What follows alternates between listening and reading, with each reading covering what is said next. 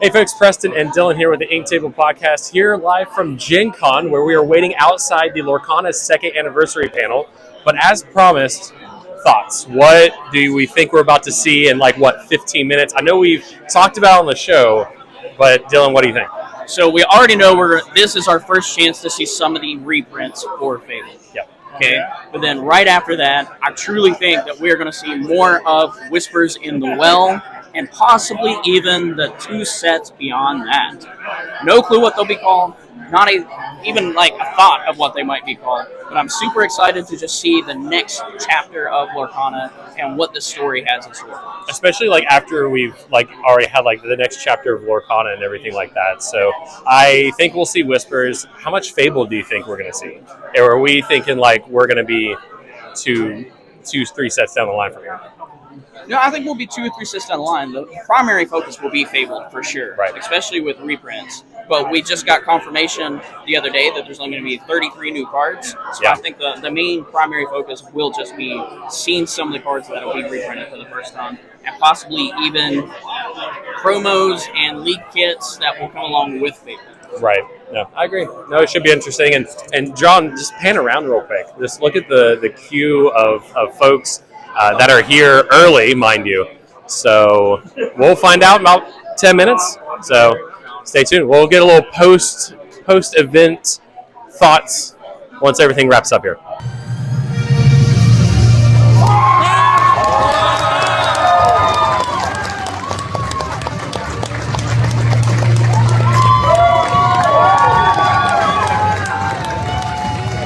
All right, cool. So we just exited the second anniversary Lorcana panel. 2 hours long.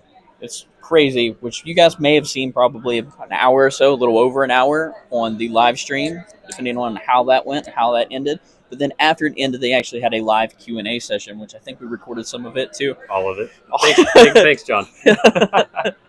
But going over some of the hot topics that actually happened during that event and some of the things that we saw and we went over, and maybe you've already heard us talk about our predictions. I think a lot of those were spot on. Pretty spot on. Yeah, I think it was interesting to hear in Whispers of the Well, that it was a well in the Illuminary. Is that what I heard? So that was new, not where I was expecting. The Illuminary. This is exactly what I was expecting. So over on the Storyborn Dylan channel, I was wanting to record a video before we came, because my entire prediction, and I'll still probably make a video about this, is the well. Yep. Us as Lorcana players, the only time we hear the word well is ink well. Yep. So I truly think with the Illuminary falling apart, that a lot of that has to do with the well, or the heart of the Illuminary, is no longer pumping ink throughout the veins of the Illuminary because of the flood. Yeah, I could see that. I could see that happening too. We also got some really cool franchises coming out too. We got a preview of after Whispers in the Well, which is, what was it, Winterspell? Winterspell. Not what I was expecting. What is that, set 11? 11 or 12? No, 12. 12, maybe. Yep.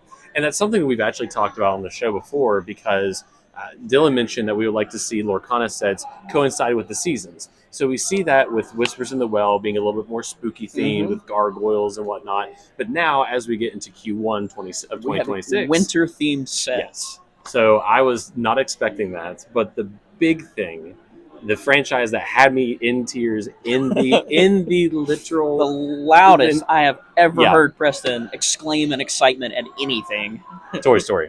Toy Story in 2026. I don't think they said what set it was coming in. It was just Q1. I figured it'd be set 12. They didn't give us a name, but after Winterspell, whatever that next quarter set is, because what did they say? What quarter was that? Q1, I believe. No, that's for Winterspell. That's for Winterspell. Let me see. They did tell us when Toy Story was coming. Hold on.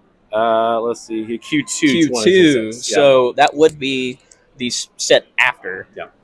So not only that, but we also got some interesting new promos coming as well, and kind of a little bit more context around what is it?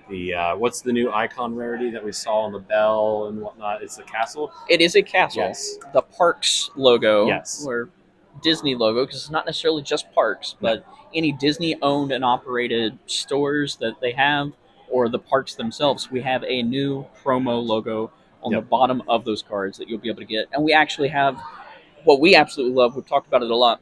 One of the first experiences at the parks. Yep. Is that Disney California Adventure? DCA, yep. So DCA as well. And obviously we have kind of B-roll shooting throughout, showing everything that we've seen. We're going to be seeing this weekend. I think the major thing is I really enjoyed how they broke down Powerline's art.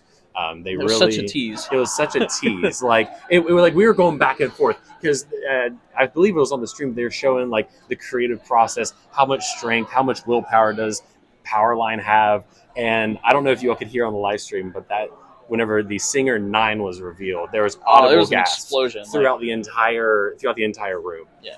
Was not expecting that, but after seeing a lot of the other cards, you were mentioning that we can kind of see Powerline go a couple different directions. I know John's excited about Ruby. I know you saw the, what was it, stand out, the green, the Emerald. The Emerald yeah, card. so even outside of Powerline, I just really enjoy that card. I think looking back, depending on what we see get reprinted, that's going to work great with things like Pete or other Emerald cards, where it's once they reach a certain strength, they get to quest for more. They get to do other things and gain evasive on top of that. Oh, absolutely. So yeah. He's already building decks in the mind. Yep. And the Enchanteds look great too. Powerline's got an Enchanted. The big thing that I think caught us by surprise was the, I know we're kind of hitting things at random because there's just so much to talk about. We don't have the show notes here. We don't have the show notes on here. The spot. We're on the spot.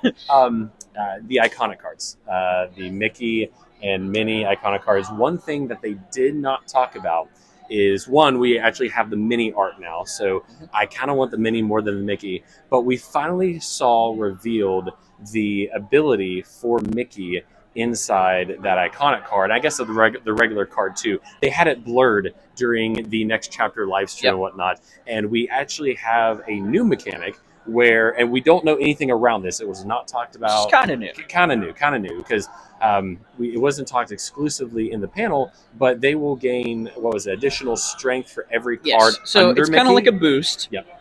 Did it say every card, or just say... This is the notes. Hold on. Let's see here. Let's take a look at the notes.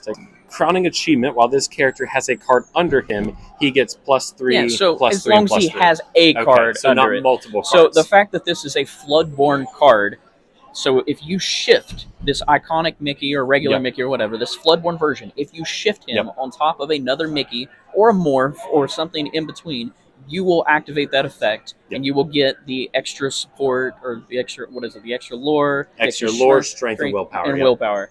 So all you have to do is essentially, you shift it. It is a 3 cost if you play it by hand. Right. But in order to get that ability, to make sure that there is a card underneath it, you have to shift it. And the shift cost is shift 5. Yeah. Which makes a little bit more sense as to why the shift cost is more expensive.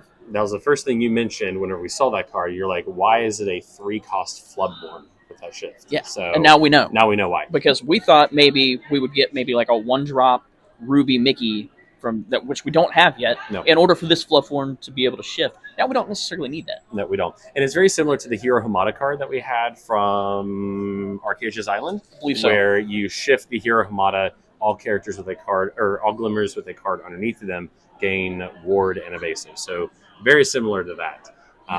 And we'll hit all the show notes and whatnot in our next recording and whatnot. We just wanted to kind of record and kind of get something out initially. It was great to see just how fun it was to have everybody in the room. And this is really Dylan's first time seeing all these Illumineers, DKP, in the room, a whole bunch of other content creators, Liam, JDZ, and us. I want to get your reaction. This was your first Lorcana thing that you have done outside of League, set champs and whatnot. So because you went to Atlanta, right? So this, even outside of Atlanta, I think Atlanta was hustling and bustling. This was very close. This was the heart of the community coming together. 200 people. Crammed together. A line of standby folks trying to get in and whatnot. It was very difficult to get into this event. Literally, this is something different. This was that level of Disney magic, the heart of the community that is Lorcana, all coming together in one place. I think audibly, like you said, with the Powerline, with the way we gasped together, everything that was said and done, it was all in unison from the entire crowd. And it was amazing to just experience and to be a part of that, even outside of the large names that were there, which is just incredible to just throw our name out there and say that we were here with them, we were a part of that. But just everybody in general, the entire community coming together, and everybody who hosted it, Greg, Coop, all of them up on stage, Naomi, They did such a great job of not just hosting this, but making us feel part of it and welcome. Yeah. So the vibes here are equal as Atlanta. I know it's Gen Con. There's a lot going on. We're not doing all Lorcana stuff for the next 4 days, but I know we have some shopping to do, and I know we got some booths to check out. So we just want to get some initial thoughts on the panel and whatnot. We'll have some content on the socials and whatnot. You might be seeing this during Gen Con. You might be seeing this afterwards. But be sure to drop a follow on all the socials where you're going to be able to see our archive stories on all the platforms as well. So, all in all, great experience. And we will see you at the table very soon. Thanks for pulling up a seat.